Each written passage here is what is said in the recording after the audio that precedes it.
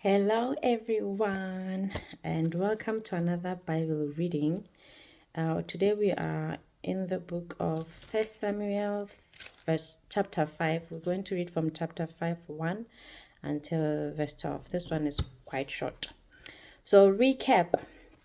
Previously, we learned about the ark of the Lord being captured by the Philistines and the death of Eli's sons, Hophni and Phinehas, and also the death of Eli, and also the death of Phinehas's wife.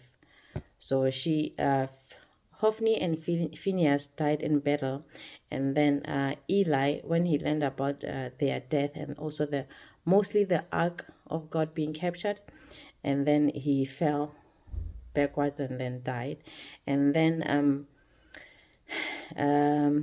Phinehas's wife was giving birth, and then she heard that the husband died along with the brother-in-law and the father, and now the ark of God has also been captured, and she also died in birth. So yeah, basically the whole half of the family is gone just from So today we are going to continue with the Philistines and the ark.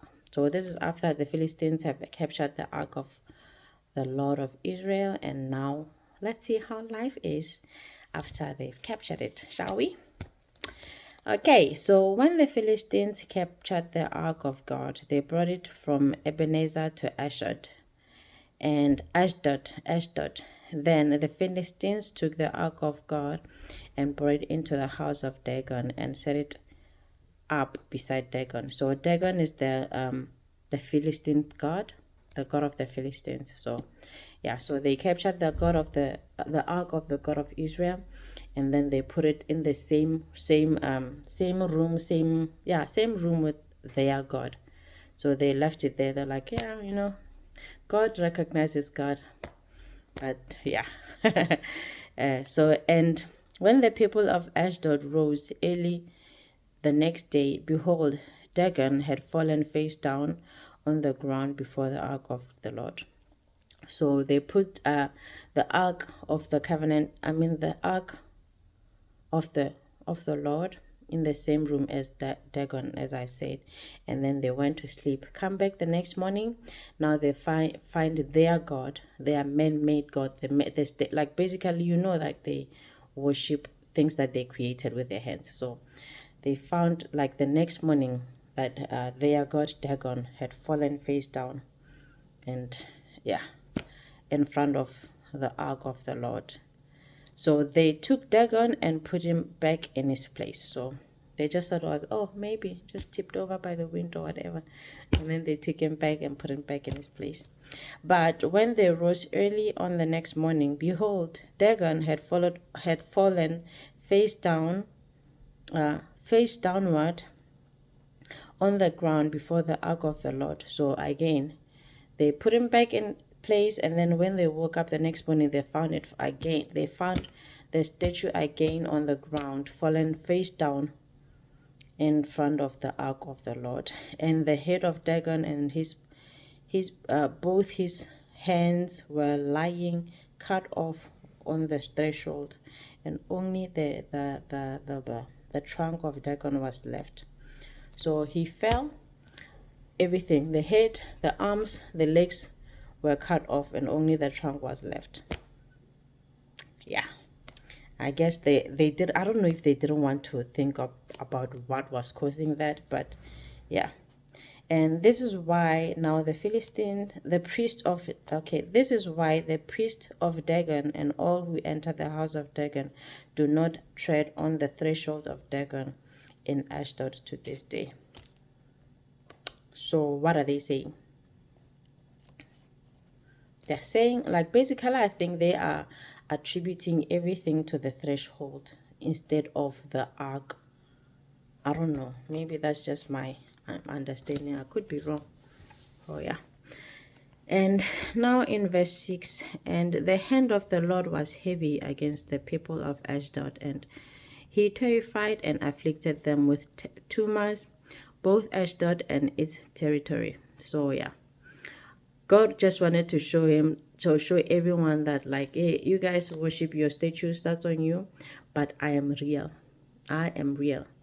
So I will show you that I am real. So he afflicted everyone with tumors and terrified them. Yeah, I don't know what terrified them in this context mean, but yeah.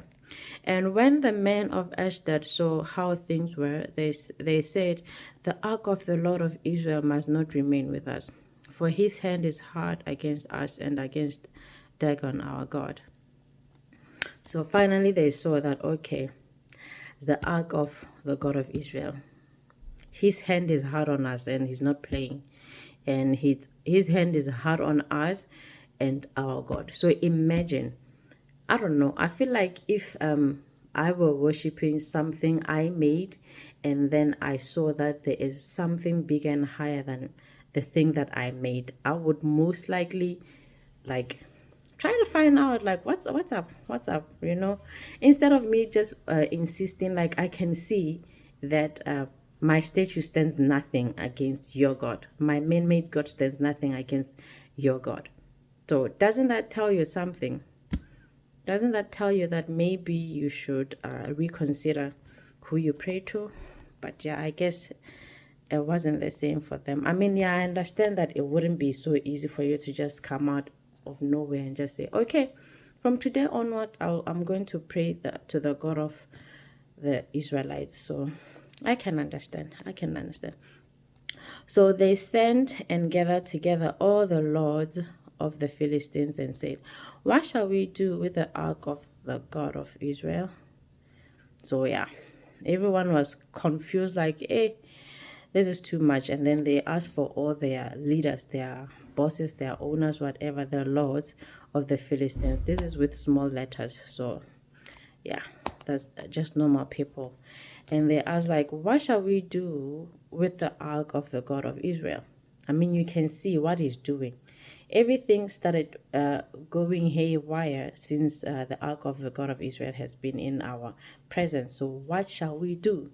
We can't just sit here and be ignorant as if you don't see what's going on. So they answered, let the ark of the God of Israel be brought around to God. Okay, so the lords, the leaders just thought, okay, maybe let's just take it from here and take it to Gath and see what happens. So they brought the ark of the God of Israel there.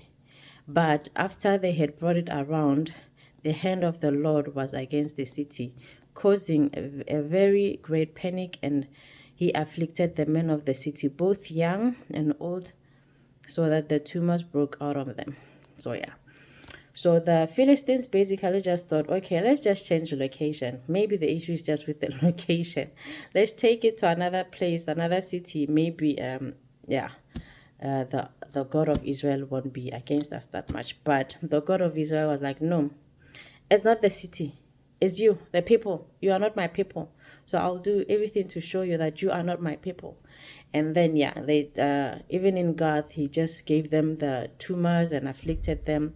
And yeah, like in these cases, I'm like, it's not always bad to be a woman. I mean, in the Bible, because sometimes it's not like women are not always, they don't always have great roles. But when you see things that happen to men, young and old, now you're like, okay, maybe I don't always have to be part of this. It's fine if it's happening to them. Yeah, but sorry. Yeah, just a thought that I had. So, yeah, and so verse 10, now we're in verse 10. So they sent the ark of the God to Ekron. So now from the Gath, they just took it and sent it to Ekron. But as soon as the ark of God came to Ekron, the people of Ekron cried out. Like, I guess everyone now heard what happened in all the other cities. So from Ashdod to Gath and now to Ekron, the people that in Ekron just saw the ark was like, no, they have brought around to us the ark of the God of Israel to kill us and our people. Like, imagine now you're seeing, like, you've heard everything and now you see it coming to you. You're like, no, no, now they want to kill us. They want to get rid of us. So, so they sent therefore and gathered together all the lords of the Philistines and said, send away the ark of God, of the God of Israel, and let it return to its people, that it may not kill us and our people. So, yeah, after everything has happened, like people died and got tumors and everything happened, and now everyone is started, like, they can finally see that no, it's not a matter of where this ark is. Well, technically it is, but if it's with the wrong people, then things will happen. Like, wrong things will happen to those people because they are not holy. But they don't know that. They were just thinking maybe it's just like one of their statues that has no power. So I have my statue here. It doesn't do anything to anyone. So obviously, if someone captures it, then life continues. Nothing changes. But the ark of the God of Israel was like, no, I'm not like your man-made gods. I made all of you. So yes, recognize that. So, for there was a deadly panic throughout the whole city.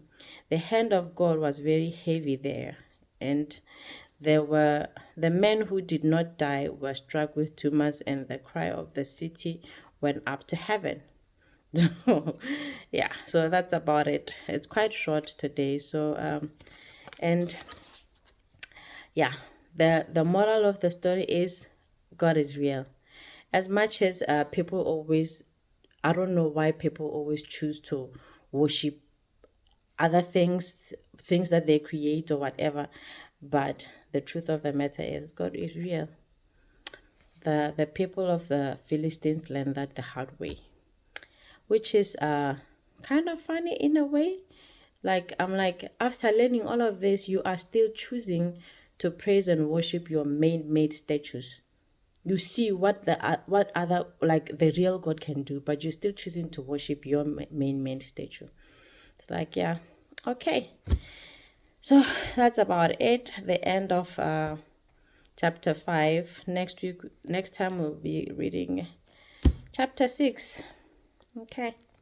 Thank you, everyone. If you have any comments or suggestions or questions, hit me up. Bye.